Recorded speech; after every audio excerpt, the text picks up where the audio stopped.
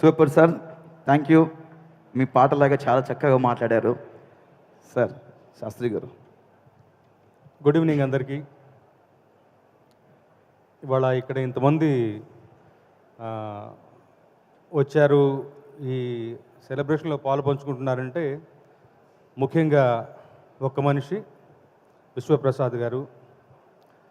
వారు నాకు గత 10-12 ఏళ్ళుగా తెలుసు. వారి సినిమా రంగంలోకి రాక కూడా చాలా ప్లాన్డ్గా పకడ్బందీగా వస్తూ ఇవాళ వన్ ఆఫ్ ది మేజర్ నిర్మాణ సంస్థకు ఎదగటంలో ఆయన యొక్క కృషి, ఆయన యొక్క మేధోశక్తి, ఆయన ప్లానింగ్ స్ట్రాటజీ ఎంతైనా ఏమంటాం మనం పొగడదగినటువంటివి. ఆయన ఏం చేసినా కానీ చాలా బలంగా చేస్తారు, నిష్కల్మషంగా ఉంటాయి ఆయన ఆలోచనలు. ఆయన కనిపించి చేయడంలో ఏమాత్రం వెనుకంచి వేయరు. అలాంటిది ఈ సభ.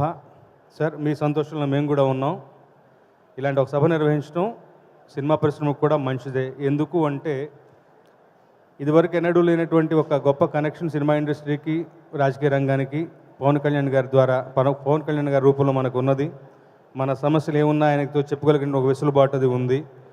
సో ముఖ్యంగా పర్సనల్గా నా పాటలు మెచ్చుకున్న పవన్ కళ్యాణ్ గారు యొక్క గెలుపు, భీమ్లా నాయక్ సినిమా పాటలు రాసేటప్పుడు అయితే ఆయన పక్కనే కూర్చుని లైన్ మెచ్చుకుని అభినందించినటువంటి ఒక చిన్నపిల్లాడి మనస్తత్వం, అది నాకు ఎంతో ఇవాళకి కూడా నా జ్ఞాపకంలో పదిలపరుచుకున్నాను.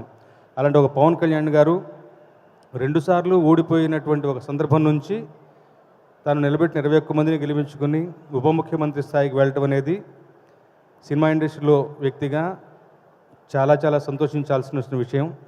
తర్వాత ఆయన యొక్క నిజాయితీ, ఆయన యొక్క ఆలోచనలు ఎప్పుడు కూడా ఉన్నతంగా ఉంటాయి. సో ఆయన టేక్ కేర్ చేయాల్సినటువంటి ప్రజలు ఆంధ్ర రాష్ట్రం మొత్తం ఉన్నారు. కానీ ముఖ్యంగా సినిమా ఇండస్ట్రీని ఒక బాగోగులు కూడా ప్రత్యేకంగా ఆయన చూసుకోవాలని ఆయనకు మనవి చేసుకుంటూ సెలవు చేసుకుంటాను. Thank you so much sir. Thank you Ramajogi Sastry garu. మనసులోని మాట చెప్పి మమ్మల్ని అందరినీ కూడా ఒకసారి ఆయన పాటలు గుర్తు చేసే విధంగా ఇన్స్పైర్ చేశారు.